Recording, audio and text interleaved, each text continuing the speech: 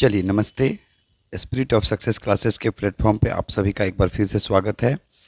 PDF के माध्यम से थोड़ा सा हम आप लोग को भी बोले थे कि पीडीएफ से थोड़ी सी हमको दिक्कत होती थी, इसीलिए बीच में हम रोक देते थे। लेकिन अब हम प्रयास कर रहे हैं कि पीडीएफ के माध्यम से सप्ताह में कम से कम 2 सेट आपके सामने रखा जाएगा। चलिए बिना देरी किए आज भौतिक विज्ञान से जो बीपीएससी में क्वेश्चन जो पूछे जाएंगे हैं उसको हम लोग देख रहे हैं। कहता है कि निम्न तत्वों में से किसमें न्यूट्रॉन नहीं होता है, तो आंसर हो जाएगा, उसमें टिक लगाया हुआ है, आप लोग देखते जाएंगे, हाइड्रोजन। हम जूम भी कर दे रहे हैं, हाइड्रोजन। कहता है कि हाइड्रोजन का परमाणु क्रमांक 1 होता है। साधारण हाइड्रोजन समस्थानिक में कोई न्यूट्रॉन नहीं होता है। भारी हाइड्रोजन समस्थानिक यानी ड्यूटेरियम में 1 न्यूट्रॉन होते हैं, जबकि अत्यंत भारी हाइड्रोजन समस्थानिक टाइटेनियम में 3 न्यूट्रॉन होते हैं। तो आपसे यहाँ एक और क्वेश्चन बन गया कि हाइड्रोजन के कितने समस्थानिक होते हैं, तो हाइड्रोजन के 3 समस्थानिक होते हैं, प्रोटियम, ड्यूटेरियम और ट्राइटियम। चलिए नेक्स्ट क्वेश्चन है, एंगस्ट्रम इकाई है, किसकी इकाई है, तो तरंग दैर्घ्य। आवृत्ति को मापा जाता है तो किस में मापते हैं, हर्ट्ज में मापा जाता है। क्वेश्चन नंबर 4 है कि घड़ी में प्रयोग होने वाले क्वार्ट्ज क्रिस्टल होते हैं, किसके होते हैं, तो सिलिकॉन डाइऑक्साइड के होते हैं, सिलिकॉन डाइऑक्साइड के होते हैं। चलिए क्वेश्चन नंबर 5, हर्ट्ज में क्या मापा जाता है, फिर से क्वेश्चन आ गया, तो आवृत्ति, ठीक है, यानी आवृत्ति को मापने में हर्ट्ज का हम लोग प्रयोग करते हैं। देखेंगे आवृत्ति का ऐसा ही मात्रक हर्ट्ज है, अर्थात हर्ट्ज में आवृत्ति मापा जाता है। इसे संकेत किस रूप में देखते हैं, तो Hz। आपसे ये भी क्वेश्चन पूछा जा सकता है कि 20 हर्ट्ज, यानी याद रखिएगा 20 हर्ट्ज से 20,000 हर्ट्ज की आवृत्ति को क्या बोलते हैं, तो इसको हम लोग बोलते हैं श्रव्य तरंग, यानी इसको हम लोग सुन सकते हैं। 20,000 से ऊपर को बोलते हैं पराश्रव्य तरंग, इसको कुत्ता और चमगादड़ ही सुन सकते हैं। 20,000 से हर्ट्ज वाले 20 हर्ट्ज से नीचे वाले को क्या बोलते हैं, तो अश्रव्य। तो आपसे क्वेश्चन ये पूछा जा सकता है कि 20 हर्ट्ज से नीचे को क्या बोलते हैं, तो 20 हर्ट्ज से नीचे वाले को अश्रव्य बोलते हैं।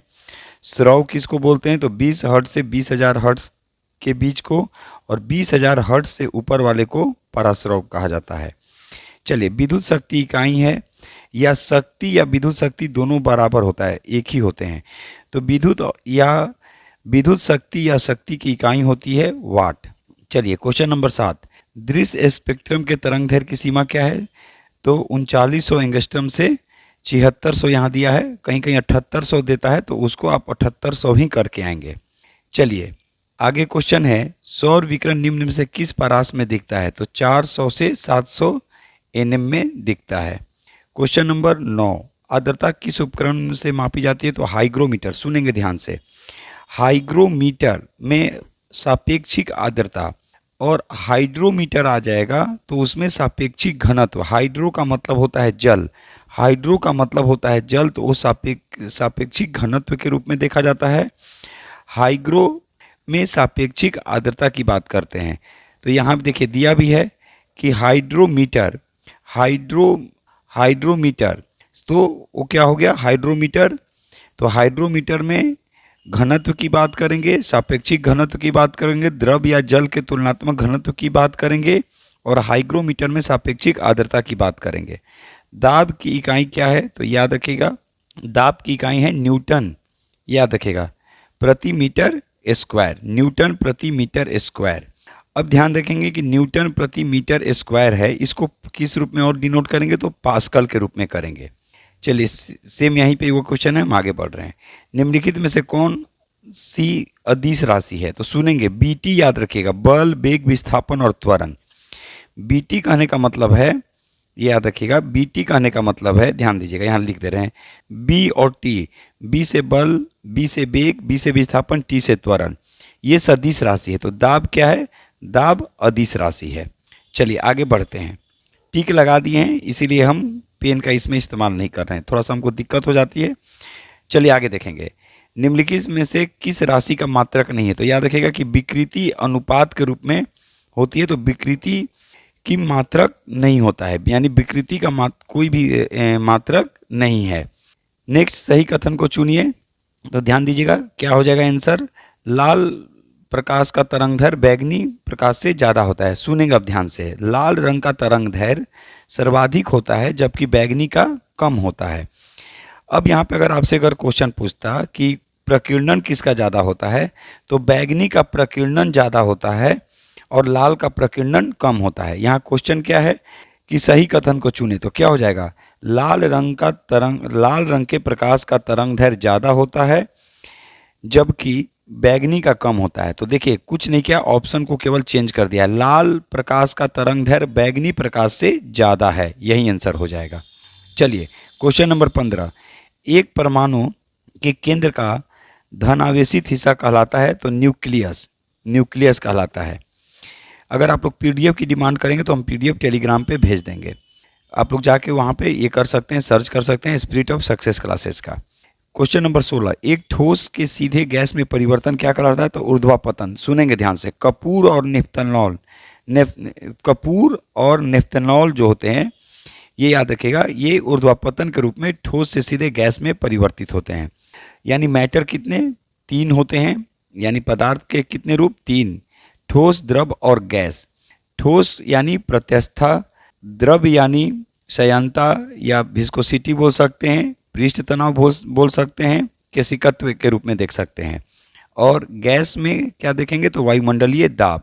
अच्छा, पदार्थ की चौथी अवस्था क्या कहलाती है, तो पदार्थ की चौथी अवस्था प्लाज्मा कहलाती है। प्लाज्मा रिसर्च सेंटर अगर आपसे पूछेगा तो कहाँ है, तो गुजरात के गांधीनगर में। 5वीं पदार्थ की अवस्था कौन है, तो बोस आइंस्टीन।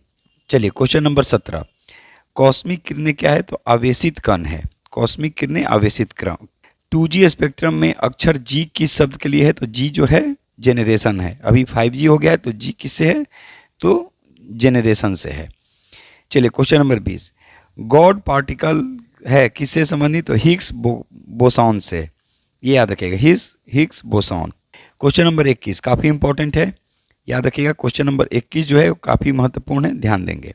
कहता है कि सीवी रमन को भौतिकी का नोबेल पुरस्कार कब मिला, तो 1930 में मिला। रमन प्रभाव के कारण, ठीक है, 1930 में भारत के पहले वैज्ञानिक सीवी रमन हुए जिनको नोबेल पुरस्कार दिया गया। अगर भारत के पहले व्यक्ति पूछेगा तो रविंद्रनाथ टैगोर 1913, व्यक्ति पूछेगा तो रविंद्रनाथ टैगोर 1913, लेकिन अगर वैज्ञानिक पूछेगा तो सीवी रमन। और सीवी रमन के किस उपलक्ष्य में आपको बताना है कि राष्ट्रीय विज्ञान दिवस मनाया जाता है, यानी राष्ट्रीय विज्ञान दिवस किस तिथि को मनाते हैं और क्यों मनाते हैं, ये आपको बताना है। चलिए आगे बढ़ रहे हैं। क्वेश्चन नंबर 22, टेलीस्कोप की खोज किस वैज्ञानिक ने की थी, तो गैलीलियो। चलिए हाँ, यहाँ पे न्यूटन देख लेंगे, तो न्यूटन की पुस्तक का नाम था प्रिंसिपिया, जिसमें उन्होंने न्यूटन के नियम को निर्धारित किया। तो 1687 ईस्वी में न्यूटन के द्वारा, ये याद रखिएगा, एक पुस्तक प्रकाशित की गई थी न्यूटन के द्वारा जिसका नाम था प्रिंसिपिया, ये याद रखेंगे, प्रिंसिपिया। तो प्रिंसिपिया में इन्होंने ये किया। तो क्वेश्चन यहाँ पे क्या था कि टेलीस्कोप की खोज किस वैज्ञानिक ने की थी, तो गैलीलियो। चलिए आगे, इस सदी की शुरुआत में हवाई जहाज का आविष्कार किसने किया, तो राइट ब्रदर्स। क्वेश्चन नंबर 16, एक ठोस के सीधे गैस में परिवर्तन को क्या कहते हैं, ऊर्ध्वापतन, वही है। चलिए इधर थोड़ा सा ये हो गया था। चलिए क्वेश्चन नंबर 24, एक माइक्रोन बराबर क्या होता है, तो 1/1000 mm, ये याद रखेंगे।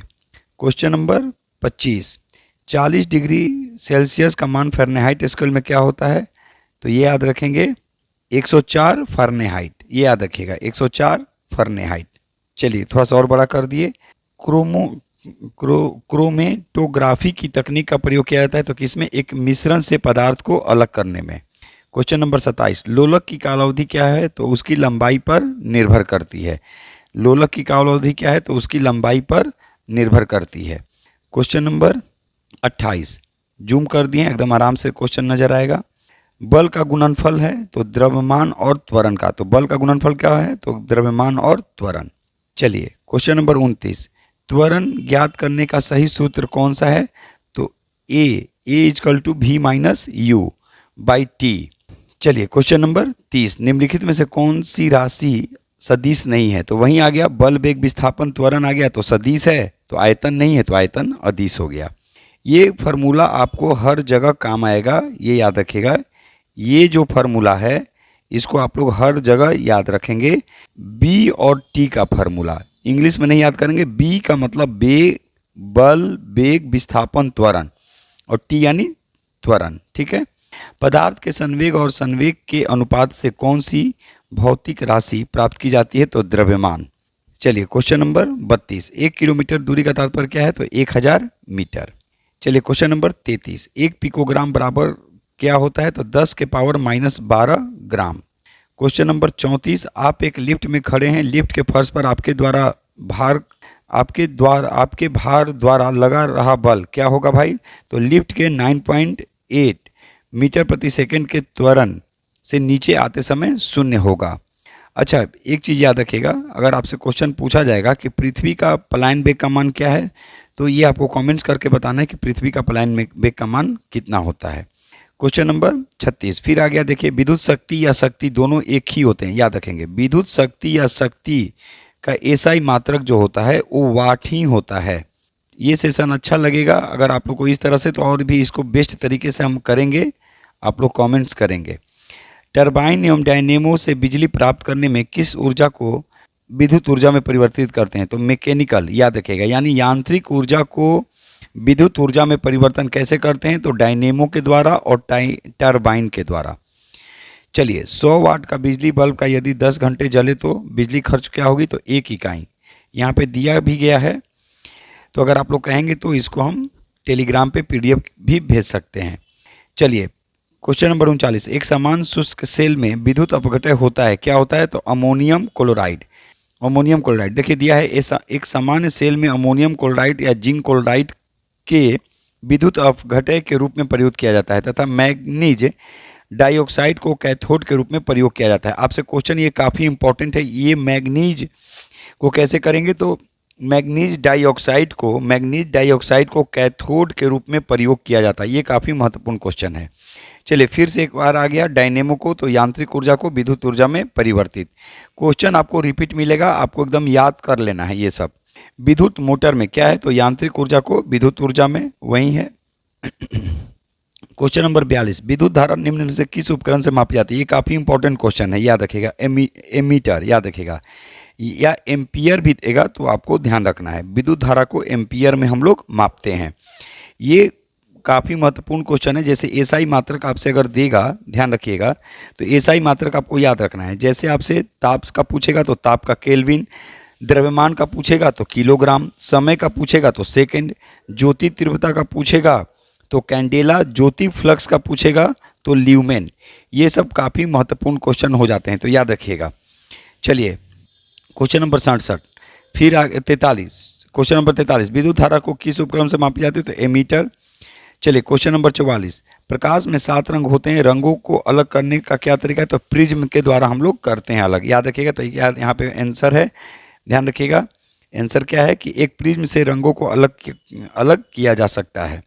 अच्छा, एक चीज़ याद रखिएगा कि दोपहर में इंद्रधनुष किधर दिखाई देता है? क्वेश्चन कभी कभी पूछता है, तो दोपहर में इंद्रधनुष 12 बजे दिखाई नहीं देता है। कब देखता है? तो आपको भी मालूम है, वर्षा होने के बाद, वर्षा होने के बाद ही। चलिए क्वेश्चन नंबर 45, यदि किसी ऐनक के लेंसों की शक्ति +2 डायोप्टर हो तो उसकी फोकस दूरी क्या होगी? तो 50 सेंटीमीटर। चलिए आधा हो जाता है, ठीक है। क्वेश्चन नंबर 46, चुंबकीय सुई किस तरफ संकेत करती है? तो सबको मालूम है, उत्तर की तरफ।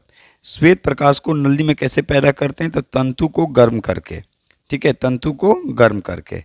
क्वेश्चन नंबर 48 देखेंगे, काफ़ी महत्वपूर्ण है क्वेश्चन नंबर 48, आइंस्टीन को नोबेल पुरस्कार किस कार्य के लिए दिया गया? तो प्रकाश विद्युत प्रभाव के लिए दिया गया। ध्यान से मेरी बात को सुनेंगे। आइंस्टीन को नोबेल पुरस्कार 1921 ईस्वी में दिया गया था, किसके लिए? प्रकाश विद्युत प्रभाव के लिए। लेकिन 1905 में, ध्यान रखिएगा, 1905 में आइंस्टीन के द्वारा सापेक्षता का सिद्धांत दिया गया था। आपसे ये भी क्वेश्चन पूछेगा कि आइंस्टीन ने सापेक्षता का सिद्धांत कब दिया? तो 1905। किस वर्ष नोबेल पुरस्कार दिया गया भौतिकी के क्षेत्र में? तो 1921। किसके लिए? तो प्रकाश विद्युत प्रभाव के लिए। चलिए क्वेश्चन नंबर 49, विद्युत उत्पन्न करने के लिए कौन सी धातु का उपयोग करते हैं? तो यूरेनियम, ठीक है। देखेंगे विद्युत उत्पन्न करने में यूरेनियम धातु का उपयोग होता है। यूरेनियम धातु का उपयोग नाभिकीय रिएक्टर में ऊर्जा के उत्पादन में किए जाते हैं। क्वेश्चन नंबर 50, कमरे को ठंडा किया जा सकता है तो कैसे भाई? तो संपीड़न गैस को छोड़ने से। अच्छा, एक चीज़ और आपसे क्वेश्चन पूछेगा कि अगर रेफ्रिजरेटर का दरवाज़ा खोल दिया जाए तो कमरे का तापमान पे क्या प्रभाव पड़ेगा? तो कमरे का तापमान जो होता है वो बढ़ जाता है। क्वेश्चन नंबर 51, आमतौर पर सुरक्षा फ्यूज लगाने के लिए प्रयोग होने वाला तार किस पदार्थ का बना होता है? तो टीन और शीशे के एक मिश्र धातु का बना होता है। यहाँ पे है, देख लेंगे, टीन और शीशे की एक मिश्र धातु का बना होता है। चलिए आगे देखेंगे। ठंडक के दिनों में लोहे के गुटके और लकड़ी के गुटकों को प्रातः काल छुएं तो लोहे का टुकड़ा ठंडा लगता है, क्योंकि लकड़ी की तुलना में लोहा उष्मा का अच्छा चालक है। ये सब क्वेश्चन काफ़ी महत्वपूर्ण क्वेश्चन होते हैं, इसको याद रखिएगा। तो क्यों भाई? तो लकड़ी की तुलना में लोहा उष्मा का अच्छा चालक है। चलिए क्वेश्चन नंबर देखिए, रेफ्रिजरेटर वाला आ गया, जो अभी हम आपको बताए कि कमरे में रखा रेफ्रिजरेटर का दरवाज़ा खोलकर आप अंततः कमरे को थोड़ा गर्म कर सकते हैं। ये काफ़ी महत्वपूर्ण क्वेश्चन है। यानी कमरे का टेम्परेचर क्या होता है? बढ़ जाएगा, गर्म यानी बढ़ जाता है। चलिए क्वेश्चन नंबर 55, दो उत्तरोत्तर श्रृंग अथवा दो उत्तरोत्तर गर्त के बीच की दूरी को क्या कहते हैं? तो तरंग दैर्घ्य। ये याद रखिएगा, तरंग दैर्घ्य। और तरंग दैर्घ्य को हम लोग किस में मापते हैं? ये याद रखेंगे, एंगस्ट्रम में। तरंग दैर्घ्य को हम लोग किस में मापेंगे? तो एंगस्ट्रम में मापते हैं। चलिए क्वेश्चन नंबर 56, पढ़ने में काम आने वाला ग्लास किस लेंस का होता है? तो ये देखेंगे, उत्तल लेंस। अब सुनेंगे, दूर दृष्टि दोष को दूर करने के लिए उत्तल लेंस, दू में क्या लगा है? तो ऊ की मात्रा, तो ये उत्तल लेंस, ये याद रखिएगा। दू में क्या लगा है? तो ऊ की मात्रा। तो दू में ऊ की मात्रा अगर लगा है तो हम लोग उत्तल लेंस का प्रयोग करते हैं। निकट दृष्टि दोष के लिए क्या करते हैं? तो अवतल लेंस का उपयोग करते हैं। अच्छा, दर्पण अगर पूछेगा कि गाड़ी के हेडलाइट में किस दर्पण का प्रयोग करते हैं? तो गाड़ी के हेडलाइट में अवतल दर्पण का प्रयोग करते हैं, जबकि साइड मिरर में उत्तल दर्पण का हम लोग प्रयोग करते हैं। जबकि यहाँ पे क्वेश्चन क्या है कि पढ़ने में काम आने वाला ग्लास किस लेंस का बना होता है? तो उत्तल लेंस का बना होता है। दूर दृष्टि दोष को दूर करने के लिए दू में लगा है ऊ की मात्रा, और यहाँ भी ऊ है, यानी उत्तल लेंस। निकट दृष्टि दोष के लिए अवतल लेंस। चलिए क्वेश्चन नंबर 57, ध्वनि का वायु में वेग अनुमानतः कितना होता है? 330 मीटर प्रति सेकेंड।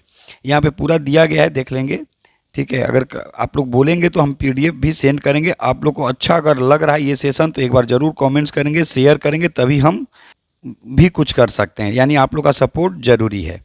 चलिए आगे क्वेश्चन, प्रकाश विकिरणों की प्रकृति क्या होती है? तो तरंग एवं कण दोनों समान होते हैं। देखेंगे, प्रकाश विकिरणों की प्रकृति तरंग एवं कण दोनों के समान होती है, अर्थात प्रकाश विकिरणों में तरंग और कण दोनों के गुण मौजूद होते हैं। देखिए ये क्वेश्चन काफ़ी इंपॉर्टेंट, यहाँ से भी क्वेश्चन बन जाएगा कि प्रकाश विकिरणों में तरंग और कण दोनों के गुण मौजूद होते हैं। चलिए क्वेश्चन है, आकाश नीला लगता है क्योंकि लघु तरंग, ठीक है, इसके कई कारण हो सकते हैं, वो ऑप्शन पे निर्भर करता है। तो लघु तरंग दीर्घ तरंगों की अपेक्षा वायुमंडल द्वारा अधिक प्रकीर्ण होती है, यानी प्रकीर्णन के कारण। एक लाइन का आंसर हो जाएगा प्रकीर्णन के कारण। ये याद रखिएगा, प्रकीर्णन के कारण। पृथ्वी को नीला ग्रह क्यों बोलते हैं? तो पानी की अधिकता के कारण। पृथ्वी को हरा ग्रह के रूप में क्यों जाना जाता है? तो पारिस्थितिकी तंत्र के कारण। चलिए आगे क्वेश्चन देखते हैं, पानी का घनत्व अधिकतम होता है कितना? तो 4 डिग्री सी। देखेंगे, पानी का घनत्व 4 डिग्री सी पर अधिकतम होता है, उसका आयतन न्यूनतम होता है। याद रखिएगा, सुनेंगे ध्यान से मेरी बात को। 4 डिग्री सी जो होगा ये अधिकतम घनत्व और न्यूनतम आयतन। अगर क्वथनांक की बात करेगा तो 100 डिग्री सी, ये याद रखिएगा। तो क्या क्वेश्चन है कि पानी का घनत्व अधिकतम होता है तो 4 डिग्री सी पे। न्यूनतम आयतन कितना पे होता है? आयतन न्यूनतम कितना पे होगा? तो ये भी 4 डिग्री सी पे ही होता है। चलेंगे, 50 डिग्री सी का मान फ़ारेनहाइट स्केल पे क्या होगा? तो 122 डिग्री फ़ारेनहाइट। कैसे होता है ये यहाँ पे दिया गया है, उतना हम ये नहीं कर सकते हैं क्योंकि हम चाह रहे हैं कि बस वन लाइनिंग कर लीजिए आप लोग, जहाँ दिक्कत होगा फिर इसको आगे हम लोग कर लेंगे। चलेंगे आगे, क्वेश्चन है कि वर्षा की बूंद गोलाकार आकृति का कारण क्या है? तो पृष्ठ तनाव। देखेंगे, वर्षा की बूंद का गोलाकार होने का कारण क्या है? तो पृष्ठ तनाव। या गर्म सूप पीने में स्वादिष्ट लगता है, इसका कारण क्या है? पृष्ठ तनाव। ये भी याद रखेंगे कि गर्म सूप पीने में स्वादिष्ट क्यों लगता है, महसूस हम क्यों करते हैं? तो पृष्ठ तनाव के कारण। क्वेश्चन नंबर 63, महासागर में ऊंची जल तरंगें कैसी होती है? तो चंद्रमा से। अच्छा, महासागर में डूबी हुई वस्तुओं का किससे पता लगाते हैं? तो सोनार से पता लगाते हैं। अच्छा, एक चीज़ और आपसे यहाँ पे क्वेश्चन पूछेगा कि महासागर में जो डूबी हुई जो वस्तु है तो वो तो सोनार है। याद रखिएगा, सोनार का आपसे पूरा नाम पूछा जा सकता है। आपको सोनार का पूरा नाम कमेंट्स करना है। उसी तरह आपसे रडार के बारे में ही पूछा जाएगा तो वो वायुयान से संबंधित है। अल्टीमीटर क्या है तो ऊंचाई से संबंधित है। अल्टीमीटर किससे संबंधित है तो ऊंचाई से संबंधित है, विमानों की ऊंचाई। तो यहाँ क्वेश्चन जो था महासागर से था, इसीलिए हम आपसे सोनार की चर्चा किए, और सोनार की चर्चा किए तो फिर हम रडार की भी चर्चा आपसे कर दिए। क्वेश्चन क्या है फिर से देख लीजिए कि महासागर में ऊंची जल तरंगे कैसी आती है तो चंद्रमा से आती है। ठीक है, चलिए क्वेश्चन नंबर 64। जब एक पत्थर को चांद की सतह से पृथ्वी पर लाया जाता है तो क्या होगा तो इसका भार बदल जाएगा परंतु द्रव्यमान नहीं बदलता है। ठीक है, द्रव्यमान नहीं बदलेगा। क्या है क्वेश्चन, जब एक पत्थर को चांद की सतह से पृथ्वी पर लाया जाता है तो क्या होगा, इसका भार बदल जाएगा परंतु द्रव्यमान नहीं। अच्छा, आपको कमेंट्स करना है कि चंद्रमा पर पलायन वेग का मान कितना होता है। चलिए आगे। सौर विकिरण, सौर ऊर्जा निम्न में से किससे प्राप्त होती है तो सूर्य से प्राप्त होती है। ये याद रखिएगा, नाभिकीय संलयन के कारण, ये याद रखिएगा, नाभिकीय संलयन के कारण ही, ठीक है, सूर्य से हमें क्या होती है, ऊर्जा प्राप्त होती है। सूर्य का प्रकाश पृथ्वी तक आने में कितना समय लगता है तो 8 मिनट से ज़्यादा का समय लगता है, ये याद रखिएगा। चलिए क्वेश्चन नंबर 66। सूर्य का ऊर्जा का निर्माण कैसे होता है तो फिर से वही क्वेश्चन है, नाभिकीय संलयन के द्वारा। Question number 67। प्रथम भारतीय उपग्रह आर्यभट्ट कब छोड़ा गया था तो 18 अप्रैल 1975, ये याद रखिएगा। सॉरी 19 अप्रैल, थोड़ा सा पीडीएफ में हमको दिक्कत होता है, 19 अप्रैल 1975 यानी प्रथम भारतीय उपग्रह आर्यभट्ट कब छोड़ा गया था तो प्रथम भारतीय उपग्रह आर्यभट्ट जो छोड़ा गया था 19 अप्रैल 1975। आपको खुद कमेंट्स करके बताना है ये कहाँ से छोड़ा गया था। चलिए अगली बार से और भी इसको अलग तरीके से हम करेंगे, और भी एक्सप्लेनेशन एक एक। पहले हम एक बार जितना भी क्वेश्चन पूछा गया है बीपीएससी में मैक्सिमम एक बार हम वन लाइनिंग करके आपको पढ़ा दें और फिर वहाँ से टॉपिक निकाल के उसका एक्सप्लेनेशन करके हम आपको करवाएंगे। बस केवल आप लोग थोड़ा सा सपोर्ट करेंगे। वर्ष दीर्घतम होता है, ये याद रखिएगा, प्लूटो पर। Question number 69। सूर्य के प्रकाश का पृथ्वी के सतह पर पहुंचने में कितना समय लगता है तो वही है 8 मिनट से ज़्यादा। 8 मिनट 16 सेकंड भी देता है, 19 सेकंड भी देता है। सेम क्वेश्चन है 70 नंबर भी। चलिए क्वेश्चन नंबर 71। सौर मंडल का सबसे बड़ा ग्रह कौन है तो सुनेंगे ध्यान से। सौर मंडल का सबसे बड़ा ग्रह बृहस्पति, और बृहस्पति का सबसे बड़ा उपग्रह और सौर मंडल का सबसे बड़ा उपग्रह गैनीमीड होता है। जबकि सौर मंडल का सबसे छोटा उपग्रह जो है वो डिमोस है, डी यानी कमी। तो मंगल के 2 उपग्रह फूबोस और डिमोस, तो सौर मंडल का सबसे छोटा ग्रह, अगर सबसे छोटा उपग्रह पूछेगा तो डिमोस किसका है तो मंगल का। सौर मंडल का सबसे बड़ा ग्रह बृहस्पति, और उसका बृहस्पति का भी सबसे बड़ा उपग्रह है और सौर मंडल का भी सबसे बड़ा उपग्रह है गैनीमीड। अगर आपसे क्वेश्चन पूछेगा कि सूर्य से क्रम क्या है तो सूर्य से क्रम आपको याद रखना है एक फार्मूला, बुध का अल्टरनेट, बुध के बाद शुक्र, शुक्र के बाद रवि, रवि के बाद मंगल, मंगल के बाद बृहस्पति, बृहस्पति के बाद शनि, यूरेनस और नेपच्यून। एक क्वेश्चन और आपसे पूछेगा कि किन 2 ग्रहों के पास कोई उपग्रह नहीं है तो बुध और शुक्र के पास कोई उपग्रह नहीं है। एक क्वेश्चन और है, क्षुद्र ग्रह किन 2 ग्रहों के बीच है तो मंगल और बृहस्पति के बीच क्षुद्र ग्रह हैं। आपसे अगर क्वेश्चन पूछेगा कि सबसे गर्म ग्रह, चमकीला ग्रह, मॉर्निंग स्टार, इवनिंग स्टार यानी भोर का तारा, शाम का तारा किसे कहा जाता है तो ये कहा जाता है शुक्र को। चलिए आगे। निम्नलिखित में से कौन एक कंप्यूटर की भाषा नहीं है तो ये है फास्ट, ये तो कंप्यूटर से संबंधित है। ठीक है, बेसिक, सी, फोर्टॉन ये कंप्यूटर की भाषा है लेकिन फास्ट कंप्यूटर की भाषा नहीं है। चलिए क्वेश्चन नंबर 73। निम्न में से कौन सी धातु रोशनी के बल्बों में फिलामेंट के रूप में प्रयोग किया जाता है तो टंगस्टन। यानी एक लाइन में क्वेश्चन आपसे पूछा जाएगा कि बल्ब के फिलामेंट में किसका हम लोग प्रयोग करते हैं तो टंगस्टन का प्रयोग करते हैं। आगे देखिए, सेमीकंडक्टर की चर्चा आ गई। अभी सेमीकंडक्टर भारत में शुरू होने जा रहा है जिसका काफ़ी महत्व देखने को मिलेगा। तो याद रखिएगा कि निम्न में से कौन सी धातु अर्धचालक यानी सेमीकंडक्टर के रूप में ट्रांजिस्टर में प्रयोग होती है तो यहाँ पे जर्मेनियम है। अगर सिलिकॉन भी रहता तो आंसर हो जाता। देखिए यहाँ पे दिया गया है सिलिकॉन और जर्मेनियम जैसे कुछ पदार्थों के विद्युत प्रतिरोध का मान चालकों एवं विद्युत प्रतिरोधों के बीच होता है। इन्हें अर्धचालक कहते हैं, याद रखेगा। तो सिलिकॉन भी काफ़ी महत्वपूर्ण है और जर्मेनियम भी काफ़ी महत्वपूर्ण है। तो भारत में सेमीकंडक्टर यानी सेमीकंडक्टर का निर्माण कार्य शुरू हो चुके हैं। कहाँ पे? तो गुजरात में। चलिए क्वेश्चन नंबर 75, परमाणु नाभिक के अवयव होते हैं तो किसके? प्रोटॉन और न्यूट्रॉन के। प्रोटॉन और न्यूट्रॉन के। क्वेश्चन नंबर 76, निम्नलिखित में से कौन वैकल्पिक ऊर्जा का सबसे बड़ा भंडार है? तो सौर ऊर्जा। देखिए अब सौर ऊर्जा पे थोड़ा हम बोल दे रहे हैं, ध्यान रखिएगा। सौर ऊर्जा के क्षेत्र में पूरे विश्व में भारत अभी देख रहे हैं कि काफ़ी अलग तरीके से नेतृत्व कर रहा है। भारत के ही सहयोग से ISA इंटरनेशनल सोलर अलायंस की स्थापना की गई और गुरुग्राम में इसका मुख्यालय बनाया गया। अभी हाल ही में आप देखे होंगे कि जनवरी 2024 में प्रधानमंत्री नरेंद्र मोदी के द्वारा सूर्योदय PM योजना की शुरुआत की गई और उसमें क्या लक्ष्य रखा गया कि 1 करोड़ छतों पर सोलर पैनल लगाने का। तो निम्नलिखित में से कौन वैकल्पिक ऊर्जा का सबसे बड़ा भंडार है? तो सौर ऊर्जा, ये याद रखेंगे। क्वेश्चन नंबर 77, परमाणु बम का सिद्धांत आधारित है तो किस पे? तो नाभिकीय विखंडन पे। चलिए क्वेश्चन नंबर 78, वायु में कौन सी नोबेल गैस नहीं होती है? तो रेडॉन, याद रखेगा। नोबेल गैसों की संख्या जो है वो 6 है। रेडॉन विषैला गैस है, इसीलिए वायुमंडल में नहीं पाई जाती। आपसे क्वेश्चन ये पूछा जाएगा कि एकमात्र अक्रिय गैस यानी नोबेल गैस जो वायुमंडल में नहीं पाई जाती है वो है रेडॉन। वायुमंडल में नहीं पाई जाती है देगा, याद रखिएगा, गलती करके नहीं आएंगे। तो वायुमंडल में नहीं पाई जाएगी तो रेडॉन, विषैला होता है इसीलिए। चलिए क्वेश्चन नंबर 79, बिजली की खपत का बिल किसके मापन पर आधारित है? तो देख लेंगे, तो किस पे? तो वाट पे। क्वेश्चन नंबर 80, निम्नलिखित में सबसे भारी धातु कौन है? तो यूरेनियम। यूरेनियम सबसे भारी धातु है, इसकी परमाणु संख्या 92 और परमाणु क्रमांक 238.08 है। ये सब याद रखिएगा, काफ़ी महत्वपूर्ण क्वेश्चन है। सबसे भारी धातु आपसे पूछेगा, सबसे भारी तत्व पूछेगा, ये सब। इनसेट 2A कब छोड़ा गया? तो 10 जुलाई 1992। ऐसा ही क्वेश्चन वर्तमान समय में भी पूछ सकता है। अभी जो चल रहा है आप देखते होंगे कि अभी इसरो के द्वारा, और देखिए अभी इसरो और नासा दोनों मिलकर काम कर रहे हैं। इसरो प्लस नासा ये दोनों मिलकर जो काम कर रहे हैं इसको कहा गया निसार।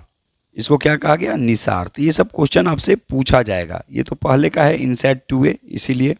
चलिए तो ये रहा कुछ महत्वपूर्ण प्रश्न जो हम आपके सामने रखे एक ट्रायल के रूप में, और मेरा प्रयास है कि PDF के माध्यम से अब यहाँ से हम क्या करेंगे कि जो महत्वपूर्ण जो टॉपिक है वहाँ से भी क्वेश्चन निकालेंगे और एक एक क्वेश्चन को और भी एक्सप्लेन करेंगे। लेकिन उसके पहले जो भी सब्जेक्ट है उसके जो भी अभी तक क्वेश्चन BPSC में पूछे गए हैं या UP पब्लिक सर्विस कमीशन में पूछे गए हैं, खासकर BPSC में पूछे गए हैं, आपके सामने PDF के माध्यम से रखना।